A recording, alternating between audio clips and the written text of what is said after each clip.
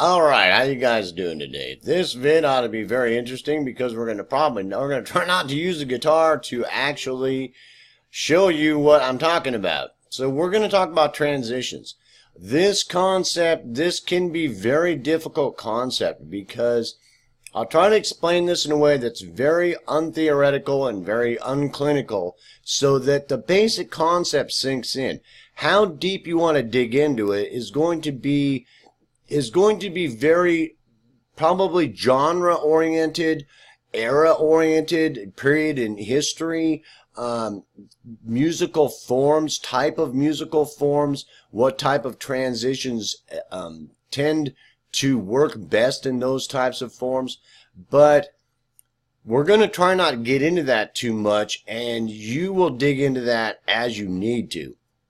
Like most things we've talked about, I've tried to keep things so simple at this point so that just a basic concept you know exists, and it's something that you can incorporate into whatever you're doing in music. So let's address this issue without even, I don't want to even try to give a whole lot of examples because of that it can be very much influential to how you see the transition or what it actually is. So let's talk about it for a minute. The first understanding is when I compose in movements and transitions. Almost always there's an intro and there's an ending. Everything else in between is movements and transitions. Sometimes there'll be one movement that goes directly to another movement with no transition. And sometimes there'll be a movement and it'll go to a transition before it goes to another movement. A really simple example of that is like in pop music. You have a movement that they call a verse section where there's some kind of rhythm going underneath it with vocals singing on top of it. It'll go to a chorus section, which is a different composition musically underneath it, and normally a different vocal composition on top of it. Now, sometimes they will go directly from the verse to the chorus. Sometimes there'll be a transition in between to where it's not either one of those creations, and it's something that just kind of helps you, or it's a creation in itself that's either helping you move towards the next movement, or it's an actual creation itself that wants you to focus on it as a transition. And in that way, it's not as much a transition, but in a movement itself, or a break. Okay, so you can look at it those two different ways. It can be an actual break that there's silence. It can be a break that's just one chord that's held for a minute with some other things going on in conjunction with it. It can be its own creation itself, to where the movement before it had like either vocals or melody lines going on it, and then you go to this transition or this other movement itself that has nothing on top of it, is just rhythm or just drums or just guitar or just some other thing that is its own focal entity that takes away from what was going on before. So it can be something like that that is its own creation that gives you a break from vocals, let's say, because you've got the verse and the chorus. Does that make sense? And that's a really good example because there's that break that's its own movement that's not really transporting you to the next section, that is its own composition, but sounds very consonant with what's happening in conjunction with the verse because they're tied together either rhythmically, their scale patterns, the content of the vocals and topic, lots of things like that. So that can be very complicated, so I don't want to get it really complicated. I want to address it really simple. So that can be, that in-between thing could be a movement in itself that has its own focal point, that is actually that they've created for you to see it as either a break, a pause, or its own creation in itself before it goes into something else, like from the verse to the chorus. And sometimes it's not. Sometimes it's a transition. So that transition is normally something that tries to move you from one creation to another. So one movement to another movement. And that can be either, it can be one bar, two bars, half a bar, 4 bars, I don't know. And what it normally is something that very simply is helping you transition. You had something going on. I'm trying to give examples of this so that you can relate this to any type of music you're dealing with. Something's going on. We'll use this pop as an example. Something's going on in that verse with the vocals and the rhythm section that is really getting you to focus on something happening with the content and what the lyrics are talking about. And the transition is trying to basically, it can either be with, it could be with vocals or without vocals. It could be like, and my dog has fleas, and then the transition goes, but my dog, and then you hit the chorus. Fleas don't really hurt him. I mean, I know that might sound stupid, but the whole concept is that transition may be trying to tie it together with the chorus coming like that, or it might be able to just try to tie it in musically to where it might be a modulation. You might be modulating, in that transition is trying to help ease the impact and make it more smooth and flowing going into the modulations that we talked about. Sometimes you don't want it to be. You want it to be abrupt and have impact. Sometimes you don't. You want a nice transition that takes the listener to the next movement. Does that make sense? Whether it's moving out of key, whether it's moving to a different chord and mode, in the same key, whether it's to you might be moving with a modulation, going out of key or to a different scale, and the transition is trying to help you get there. So we'll try to look at this. I know this go on and on, but transitions basically I found the best way to try to relate them to somebody is to understand that you've got something going on and you've decided to go somewhere else, or you're trying to link something together.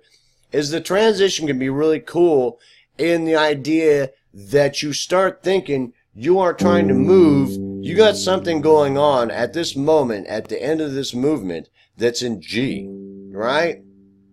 It's landing on G, and you want it to move somewhere else. So like when we talked about using one of the notes from the chord pattern, when we talked about using one of the chordal tones to be the leading tone moving to the next chord, or something like that, or is one of the notes in the next chord, that this concept is that tone is needing to go to the next movement. So it might be going up to, it might be just going up to D here. So you'd be, that would be a transition. As long as that was in time and it was set up to where it wasn't part of the previous movement, it's a movement in itself. So let's say the movement is 2 bars. So the movement beforehand in G here would be 2 bars. And then that transition would be a half a bar on its own, a full bar on its own, got its own space. So it would be like,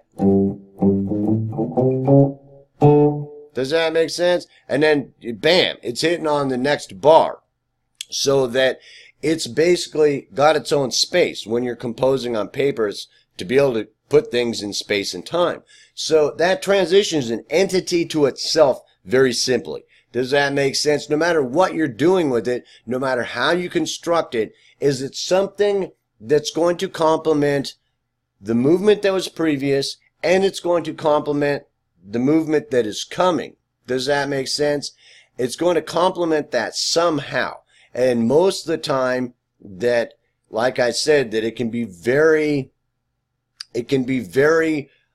personalized in how someone might see whether that's a movement between those two movements or a transition. So that can be discretionary. You're going to have to see that for yourself. I normally see it as, it's very obvious to me when I've made one movement like a verse, you know, going to a chorus, and something in between there is either a movement itself that's like some kind of progression, or it's a transition that's actually like, you know, like a walking bass that's walking up or down to the next movement. Does that make sense? Or it's something, you know, like holding out a chord, like I'm playing something and I just go to A ninth and let it ring out for a few minutes and the vocal goes, ah, and then bam, into the next movement or something like that. Does that make sense? And that's a very simple kind of break that has sound. Does that make sense? So it basically, how you view that can be very interpretational. And there's a whole lot of rules that go with that to help you become really confused so that you can, you know, try to figure out everything with algebra. So, you know, I'm trying to steer you away from that for now so that the basic concept of the transition is a tool.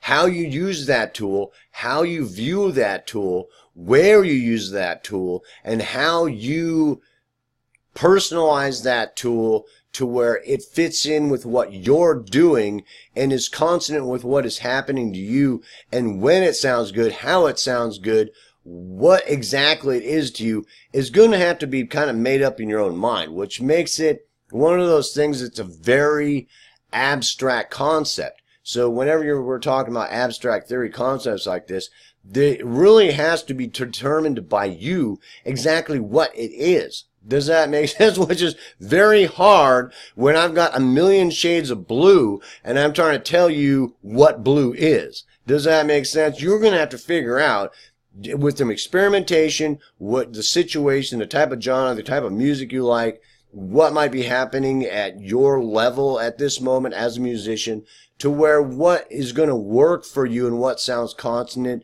in all kinds of different things that are going to be contributing factors to what the transition means to you and how you voice the transition and create a transition or a break or a pause.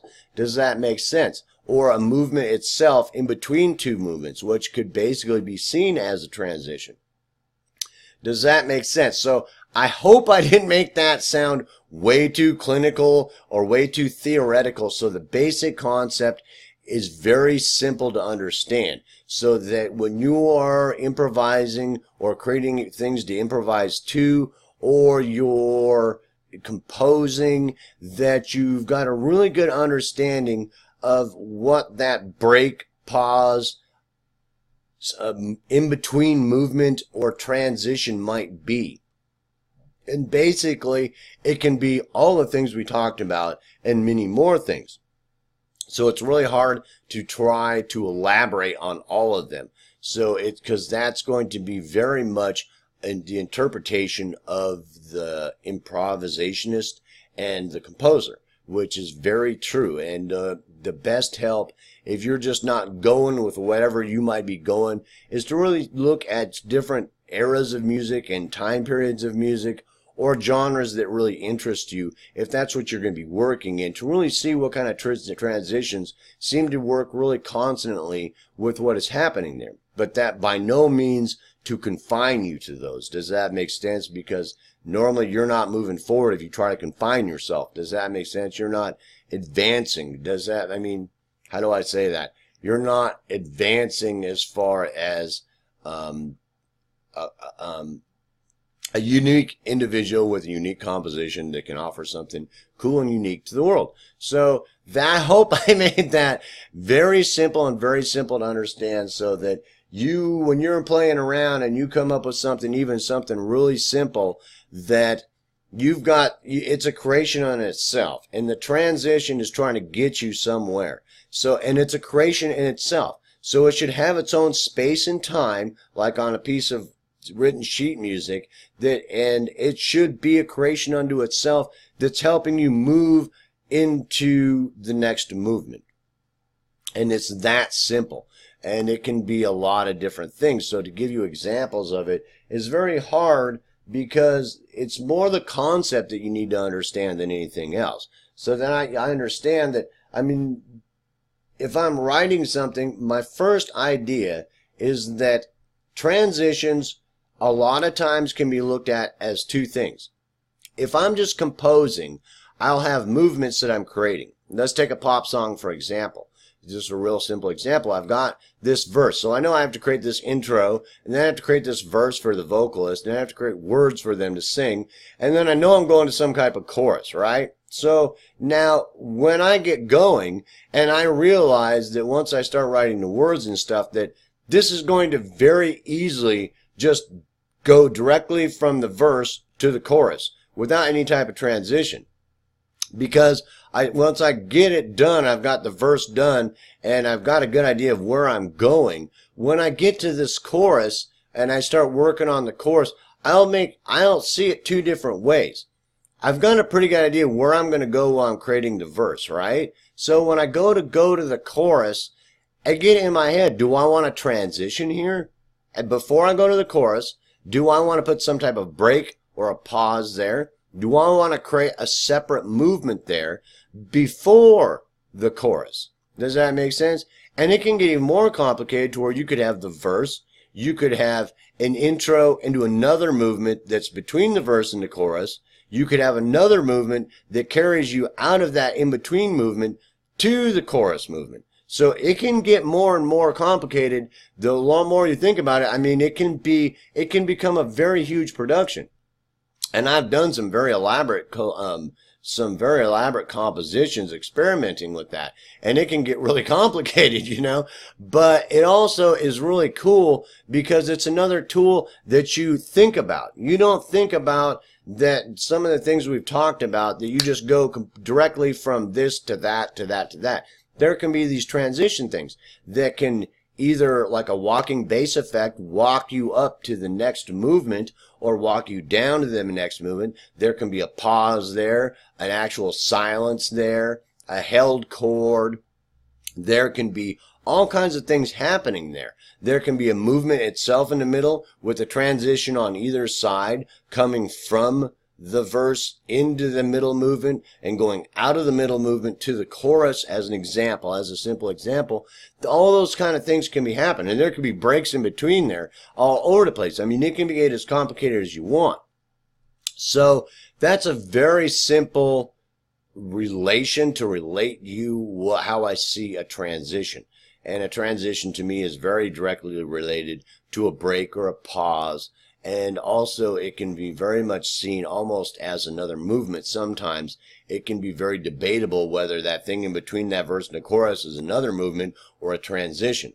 A lot of times the transition, they'll say, well, no, there was a walking progression going up or a walking progression going down, going to the chorus from the verse. And so that would be a transition. But a lot of times it can be very simply you're playing in the key of G and you want to go to the key of A. So it doesn't sound really good just jumping from whatever you're doing in G directly to A. So you come up with some type of transition or middle movement that helps the listener and makes it sound more consonant getting there. Does that make sense? And it's that simple. So try not to get it any more complicated in your head and just really think about that concept. And so that way that if you create a couple different things, like if you're playing in G and you're going to play like,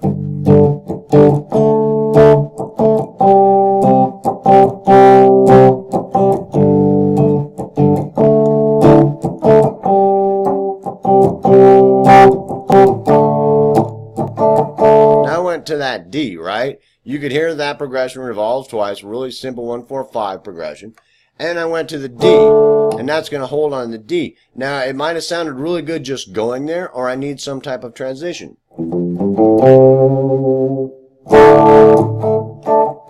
Does that make sense? So that transition, that's just a really super simple example. Then I made a decision that it didn't sound that good just going from the first movement to that second movement. It felt like it needed something in between there to help carry it to it. So I just did that. I played something in key, not in key, in scale, not in scale. Who knows how it might feel to you? We've talked about that.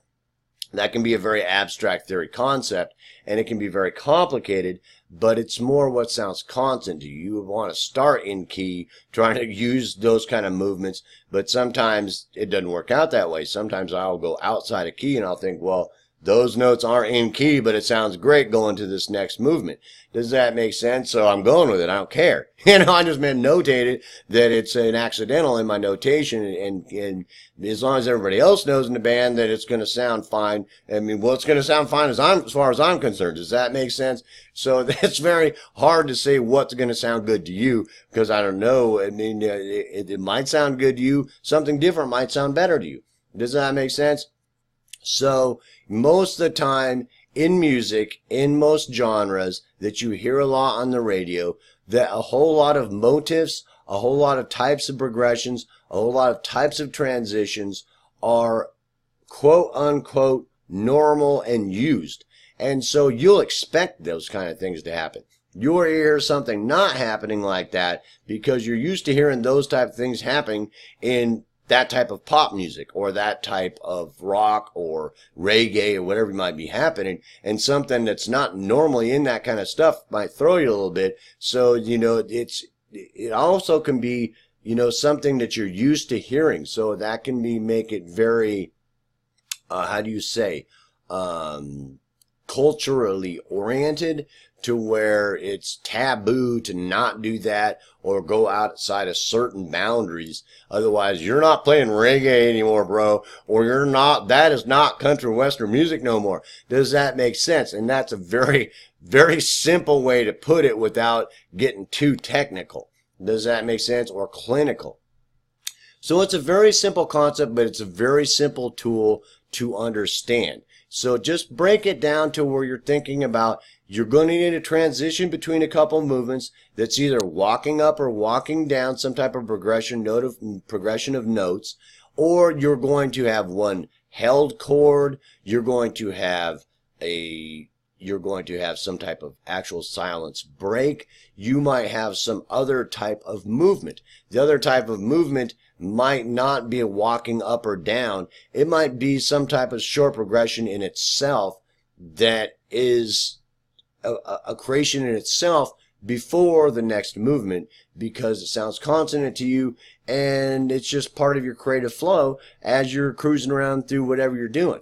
Does that make sense? And I know that sounds real unclinical, but it's very true. That way you understand that it's a tool. So as you're moving around and experimenting with things we talked about, that the concept of having a break, the concept of having a pause, the concept of having a transition or an in-between movement is something that you realize is something to utilize. And that's more important than anything else. Because as you realize you might want a transition or a break or a pause or a movement in between, then that concept will start to sink in. Why would you want to do that? Does it not sound good going directly into another movement? So what do you think should happen there? What does it feel like should happen there? Some kind of walking thing up or down, some kind of break or pause, or some type of other movement that takes the focus away from the other movement a little bit, because you're changing from the previous movement was really loud and aggressive, and the next movement is you're going to move something to something softer. This with an acoustic guitar or a piano or something. So you've got to transition into that. What would sound really cool doing that? And really think about what that is it's something that's going to take you from something happening before to something happening in the next phase or the next movement. And I know that is a very simplistic way to see it. And at this point, we're not really getting into a whole lot of technical jargon, clinical jargon, and things like that, because I want you to understand the concept in the most basic, fundamental form, so that it's a very basic building block and tool so that you can utilize it and understand it. It's available when you get stuck, when you get stagnant, when you get writer's block and things like that. It's another tool to help you get moving around. Does that make sense? And those transitions can actually be inside of movements also. You could be writing some type of, say, example of a pop song. You could be writing some kind of verse and have some kind of break in the middle of the verse that's some kind of, one of the things we talked about that a transition could be inside there that revolves right back to the verse. That gives the listener a little bit of a break for just a second, for one bar even. Does that make sense? And then revolves, it gets it right back into what was going on before. that just kind of gives it the, you know, a little bit of rest or break for the listener, or some kind of accent. You know, transitions can also be types of accents, you know, at the ends of other type of movements, you know, or the beginnings of movements, does that make sense, that have their own space and time. And we talked about the space and time thing, you know, so it's that simple. So trying to keep it that simple in your head at first. And then the next step when you're talking about transition movements is to really specifically look at different types of time periods that they were using certain type of musical forms, or different types of genres, and what kinds of transitions that they really gravitate towards that sound really consonant with that type of music. Does that make sense? Or that musical form. So that's a very simple concept. But as long as you understand the concept that exists, there's more chance of you utilizing it. And with the tools we talked about so far, that it should become very rapidly useful tool to you, because you'll understand what its purpose is, and you understand it exists. Sometimes you won't use it, sometimes you will use it, but as you do use it, that the concept is very simple to understand. Just use it tastefully. Try to make it sound as constant, as good to what it's supposed to be doing, trying to either give a break, give a pause, move the listener from one movement to another, and or just be a movement all unto itself that gives the listener a break before it goes into, like, you know, there's singing going on in the verse or melody lines, and then you go into a different type of movement that has, you know, like a chorus or a different type of melody lines. Giving the listener a break in between sometimes is a great idea. You know, it adds emphasis to what could be happening in either one of the movements before and after. Or it can be its own creation that it really is, you know, has its own color that really is just part of the creative process. And it's, you know, trying to tag that with a name can be kind of difficult. So I hope that made that really simple, so that when somebody's talking about transitions or in between movements or a break or a pause or something like that, you understand the concept of what's happening there and the very simple tool that it is to help you in your compositions and when you're creating, you know, rhythm progressions for your improvisations and things like that. So peace, hope, love. I hope you enjoyed the video. I'll see you in the next one.